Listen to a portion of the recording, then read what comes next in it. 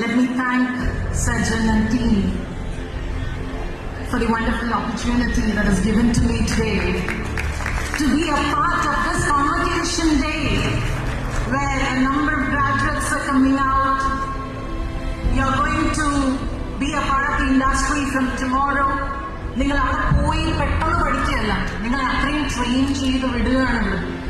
ആ ട്രെയിനിങ് നിങ്ങൾ ഏറ്റവും കൂടുതൽ പ്രയോജനപ്പെടുത്തി ഏറ്റവും നല്ല ജോലിയിലേക്ക് കയറിയാൽ നിങ്ങൾക്ക് അവിടെ നിന്ന് you should never be satisfied with that. Please go ahead. And if you are trained by such people, you should have that vibe in you.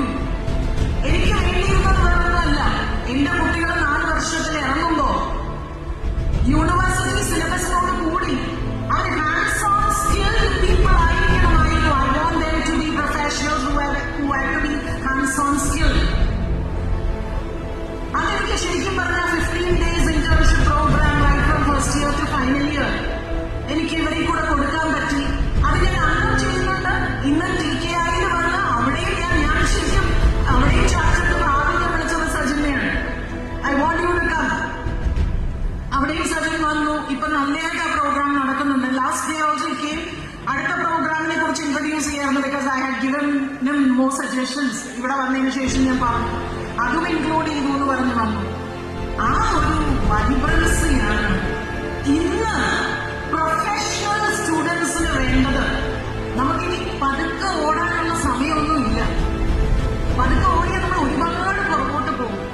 You are in the age of AI. ഞങ്ങളുടെ കാലം പോലെയല്ല. ഞങ്ങൾക്ക് സമയം ഉണ്ടായിരുന്നു ബ്രീത്തിട്ട് പതുക്കെ പതുക്കെ കയറി പോകാൻ. You have no time. You have, because all knowledge is there at your fingertips.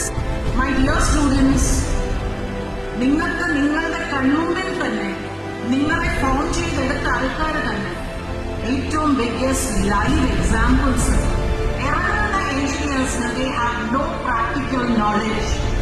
They have only theoretical knowledge. അപ്പൊ എന്ത് പറ്റും? ഒരു കൺസ്ട്രക്ഷൻ ഫേം നടക്കുന്ന ആൾക്ക് ആദ്യം ജോലിക്ക് എടുക്കുമ്പോൾ they want people with expertise. അപ്പൊ കുറച്ചെങ്കിലും സ്കിൽഡ് ആയിട്ടുള്ളവരല്ല, എക്സ്പീരിയൻസ് ഉള്ളവരെ അവരെടുത്താൽ ആരെങ്കിലും ജോലി കൊടുത്താലേ എക്സ്പീരിയൻസ് കിട്ടുള്ളൂ.